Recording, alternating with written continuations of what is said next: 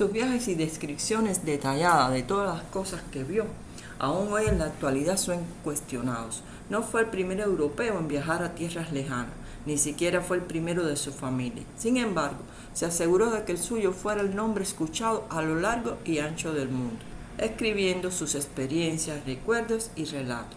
Escribió un libro titulado El Libro de las Maravillas, y 150 años después, su información de que un gran océano bañaba Asia por oriente sugirió a un marino la idea de que navegando hacia occidente a través del Atlántico era posible llegar a China. Se trataba de Cristóbal Colón. Hoy sabemos que en los viajes que condujeron al descubrimiento de América, este llevaba consigo un volumen de la fabulosa historia de Marco Polo.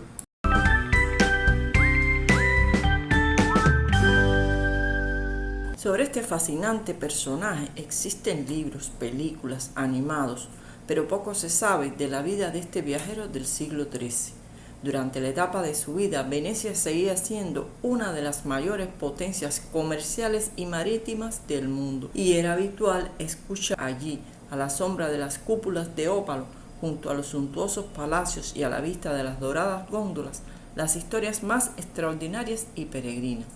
Pero las que contaba Marco Polo, recién llegado de los confines del mundo, eclipsaban a todas. La familia de los Polos fueron mercaderes intrépidos que provenían de una familia dálmata de Sabenico, que se instaló en Venecia en el siglo XI, convirtiéndose en una familia de audaces mercaderes. La familia estaba constituida por 3 hermanos, Andrea, Nicolás y Mateo.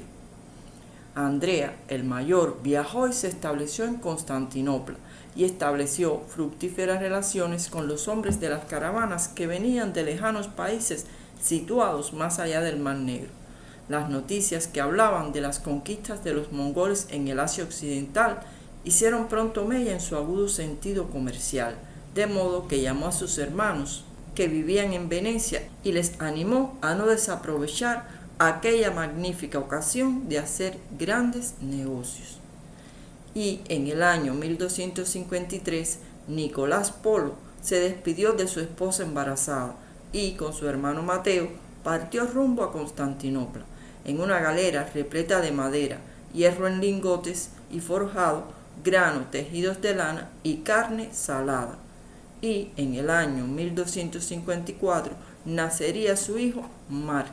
Poco se sabe de los primeros años de vida de aquel niño, que debió de corretear por las plazas y los puentes de Venecia. Se sabe que quedó huérfano de madre a muy corta edad y se cree que vivió al cuidado de una tía, pero todo parece indicar que recibió instrucción, ya que sabía leer y escribir, pero sin duda su mejor escuela se la ofreció la Venecia por la que pasaba el día vagando. Mientras Marco crecía en Venecia, Nicolás, su padre, y su tío Mateo comerciaban en Constantinopla y gracias a su astuta comprensión de la política, sacaron sus negocios de la ciudad antes de que los líderes cruzados fueran derrocados en el año 1261. La muralla de China, que desde el siglo XII impedía todo contacto entre China y Occidente, no era ya más que una simple cortina. Mongolia había invadido China y ya la muralla no tenía razón de ser. Los hermanos Polo fueron los primeros en cruzarla con éxito y permanecerían en la ciudad de Bujará durante 3 años, entregados de lleno al comercio. Y, sorpresivamente, llegó hasta ellos una comisión enviada por el gran Kublai Khan, que reinaba en Mongolia, con una invitación para que le visitasen. 1 año de viaje les costaría llegar a presencia del rey. Es posible que estos hayan sido los primeros europeos honrados como invitados en la corte de Kublai Khan. El Khan no había visto nunca europeos occidentales y era un hombre extremadamente curioso.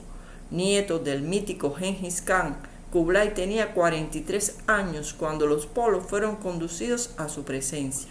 Les haría 1000 preguntas sobre las costumbres europeas y en especial sobre su religión y sobre el Papa, de quien había oído hablar en términos elogiosos, y les haría una curiosa petición a los hermanos Polo.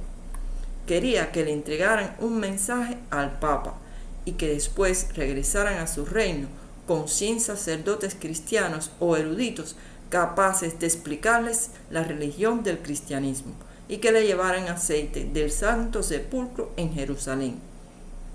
Y este sería el motivo de la segunda expedición de los hermanos Polo a Asia.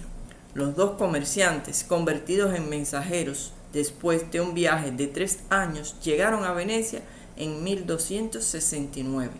Nicolás vio por primera vez a su hijo Marco, que ya tenía 15 años y era un muchacho inteligente, despierto y de notable curiosidad.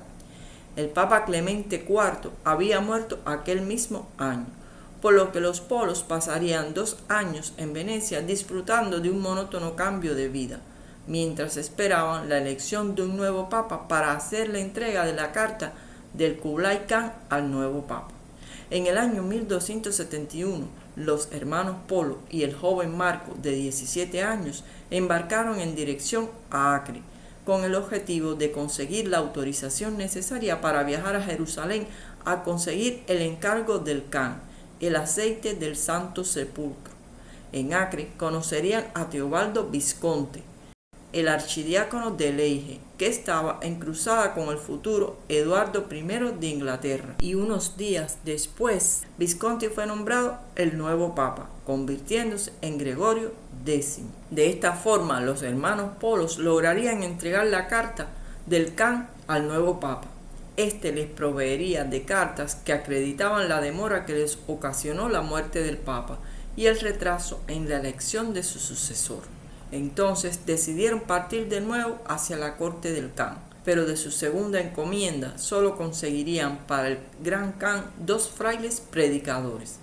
El joven Marco le suplicaría a su padre que le permitiera acompañarle en el viaje. Ya él había viajado con su padre y su tío a Acre y Jerusalén, y aunque solo tenía 17 años, estaba imbuido del espíritu de la familia. Su padre no pudo negarse.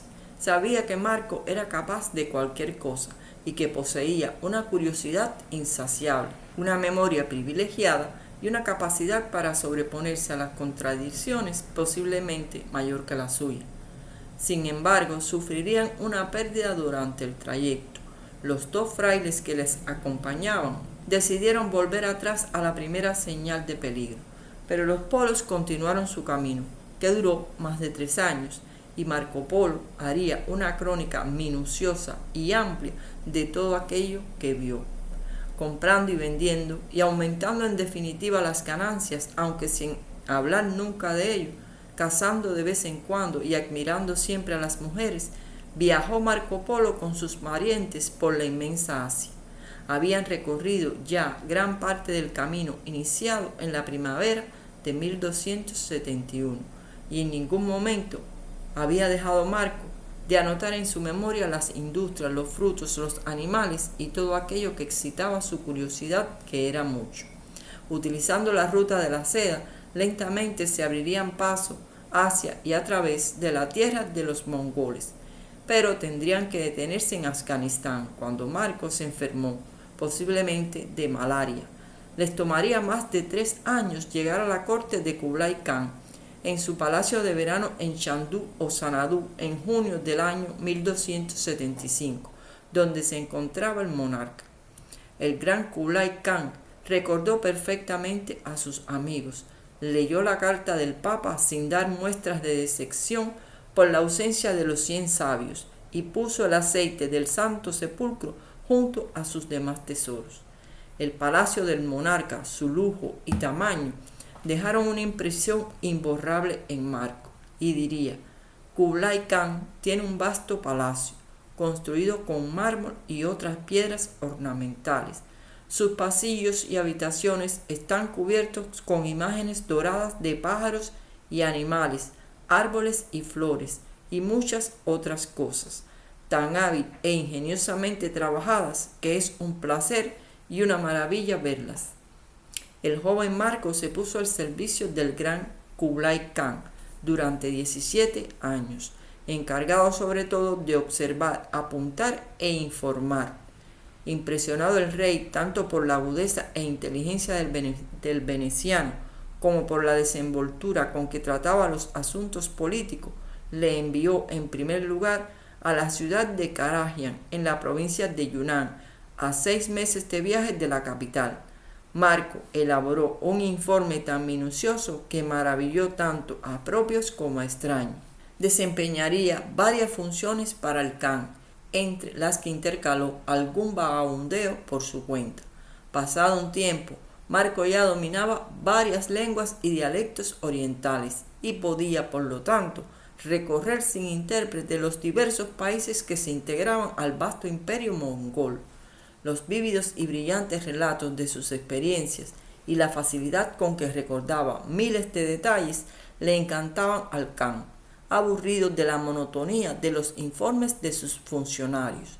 Mientras servía a su señor, se empapaba de la vida en China y no dejaba de observar el más mínimo detalle. Marco Polo vio y describió la maravillosa civilización de la China medieval. Los adelantos de ese país en relación a la Europa de la época pueden comprobarse por las cosas que el infatigable viajero recordaría luego como admirables y nuevas para él, como las calles amplias, rondas de policías por las noches, carruajes públicos, puentes de altura suficiente para permitir el paso de los barcos, desagües bajo las calles o caminos bordeados a ambos lados de árboles fragantes y exquisitamente cuidados. Comparó la severa reglamentación de la prostitución en los dominios del Khan con la promiscuidad de la Venecia de su tiempo, y quedaría muy asombrado por el uso del papel moneda que ya se usaba en esa época en China. También describió algunos de los alimentos que consumían, como los helados y las pastas. En sus apuntes diría: el trigo no goza de tanto auge entre ellos, pero lo cosechan y consumen en forma de macarrones u otras clases de pastas. Se asombró también ante una clase de piedras negras que se extraían de las montañas, y escribió que dan fuego y llamas como si fueran leños y sirven para cocinar mejor que la madera. Se trataba del carbón, desconocido aún en Occidente. Entretanto, su padre y su tío se enriquecían con el comercio. Discretos, eficientes y fieles, los 3 venecianos jamás habían decepcionado a su señor, que sentía por ellos un verdadero aprecio. Se habían hecho inmensamente ricos, pero llegó un momento en que se sentían cansados y tenían nostalgia de las suaves brisas del Adriático, del brillo de la cúpula de San Marco, de los gondoleros y del dulce acento de la lengua italiana. Ya era tiempo de regresar a casa para gozar de su fortuna y establecer a Marco. Pero había que encontrar un pretexto para separarse de Kublai sin ofenderlo y sobre todo sin poner en peligro el precio de sus fatigas. El gran Khan envejecía y la envidia por los favores que de él habían recibido crecía a su alrededor. Conocía en China lo suficiente como para saber que la muerte de su señor sería la suya propia, pero era más fácil entrar en la corte de Kublai Khan que salir de ella. Nicolás, el padre de Marco, fue el encargado de pedir un primer permiso. Su justificación sería: porque en mi tierra tengo esposa y por ley de cristianos no puedo desampararla mientras viva. El rey encontró el pretexto demasiado fútil y le respondió que aunque podían andar por cualquier parte de sus dominios, por nada del mundo podían abandonarlo. Seguirían otras peticiones y la respuesta sería siempre negativa, alegando que le resultaban necesarios. Mientras tanto, los astutos mercaderes vendieron cuanto poseían e invirtieron el producto en piedras preciosas y confeccionaron 3 vestidos forrados de guata, a la que cosieron las joyas, y finalmente se presentó una ocasión favorable. El gobernador mongol de Persia, Argón, que era primo de Kublai Khan, había enviudado, y la última voluntad de su esposa consistía en que la nueva consorte fuera escogida por el emperador entre los descendientes de Gengis Khan.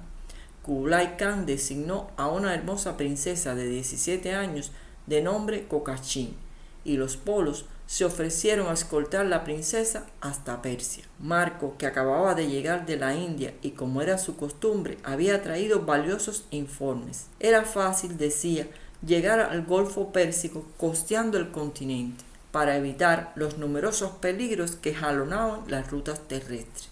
De mala gana, el Khan aceptó y puso a disposición de los venecianos 13 bajeles con su tripulación, una escolta y además les entregó una gran fortuna en oro y les confió a la doncella. Por fin, a mediados del año 1292, los polos abandonaron Pekín.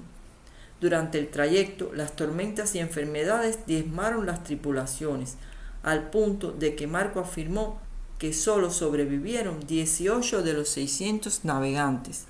Y cuando llegaron a Jorasán, actual Irán, el prometido de Kokechin había muerto, así que casaron a la princesa con el hijo del difunto. Llegarían a Venecia un día de invierno del año 1295. Habían pasado 25 años desde que abandonaron Venecia. Nicolás y Mateo ya eran viejos y Marco Polo ya tenía 42 años. Había pasado la mayor parte de su vida en tierras lejanas. Era un extraño de acento extranjero, que tenía un indescriptible aire tártaro, al igual que tártaro era su acento, habiendo olvidado casi la lengua veneciana. Los polos eran tachados de fantasiosos, pero eran inmensamente ricos, tanto que cuando se suscitó la guerra entre Génova y Venecia, Marco armó una galera a su costa y la mandó como capitán. Pero el Marco Polo guerrero no tuvo tanta fortuna como el explorador y comerciante, y en el año 1298, en la batalla de Curzola, cayó prisionero y fue llevado a Génova, donde fue obligado a desfilar descalzo por las empedradas calles, antes de ser encerrado en un calabozo del palacio del capitán del pueblo. Sin embargo, a esta desgracia le debe Marco Polo parte de su celebridad, ya que en la prisión conocería a un hombre de letras, prisionero como él, Rustichello de Pisa, que se sintió fascinado por sus narraciones y se dio a la tarea de escribirlas, y les dio forma durante las largas horas que ambos pasaron juntos en la cárcel genovesa. Rustichello, que era autor de varios romances franceses sobre el rey Arturo, aceptó con presteza la posibilidad de colaborar en la descripción del mundo de Marco Polo, y éste pidió a su padre que le enviase las notas que había tomado en el transcurso de sus viajes y dictó a su compañero todo lo que había vivido hasta aquel momento. Así surgieron en un francés quizás no muy correcto gramaticalmente y en el que abundaban los términos italianos, una obra a la que se conoce con múltiples títulos, como La descripción del mundo, el libro de Marco Polo, el libro de las maravillas o los viajes de Marco Polo. El libro acababa en el año de gracia de 1298, pero la vida de su héroe continuó. Al año siguiente, Marco Polo fue puesto en libertad y regresó a Venecia con el manuscrito. Lo hizo copiar por unos amigos y lo mandó a editar. La narración obtendría un éxito extraordinario, a pesar de que fue considerada como pura fantasía. Contraería matrimonio con una mujer llamada Donata, y de este matrimonio no consta registro alguno. El primer informe documentado que se tiene es un escrito legal del 17 de marzo de 1312, donde su tío liquidaba la dote en favor de Marco, y de ese matrimonio nacerían 3 hijas, Fantina, Pellela y Moreta. A causa de repetir continuamente a la historia que contaba con frecuencia sobre el esplendor del Gran Khan y sus riquezas, que eran de 10 a 15 millones en oro, y del modo de hablar siempre de las otras muchas riquezas de aquellos países en términos de millones, le dieron el sobrenombre de Señor Polo Millones. Su muerte ocurrió el 8 de enero de 1324 y su fallecimiento pasó inadvertido para sus compatriotas. Tenía 70 años. Le enterraron, según sus deseos, al lado de su padre, en el pórtico de la iglesia de San Lorenzo. Tumbas que, como casi todo aquello que forma parte de la vida o de la muerte de Marco Polo, han desaparecido. Poco se sabe de su carácter o de su aspecto, ya que el retrato de Marco Polo que aparece en algún libro se debe solo a la imaginación de su autor. Se supone que era fuerte y robusto, ya que soportó largos y fatigosos viajes, y por el relato de su vida, nadie pone en duda que era un observador incuestionable, siempre atento. Fue un típico europeo de su tiempo a quien ningún prodigio le parecía imposible. Sus contemporáneos no lo tomaron en serio e incluso sus amigos le aconsejaron que corrigiera su libro y que retirara lo que hubo de escribir fuera de la verdad.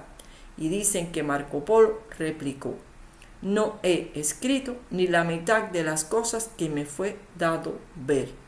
Como curiosidad les comento que los historiadores consideran que los relatos de sus viajes sirvieron de inspiración a muchos, entre ellos al monje italiano Fra Mauro, quien dibujaría entre los años 1457 y 1459 un mapa considerado el mejor memorial de la cartografía medieval y que fue encargado por el rey Alfonso V de Portugal, y al marino genovés Cristóbal Colón, quien realizaría sus viajes acompañado del libro de Marco Polo. Así hemos llegado al final. Gracias a todos por ver el video y sobre todo por suscribirse al canal. Si tienen algún tema en particular sobre el que deseen que haga un video, déjenmelo saber en los comentarios. Los leo. Nos vemos en próximos videos para juntos seguir aprendiendo de historia. Chao.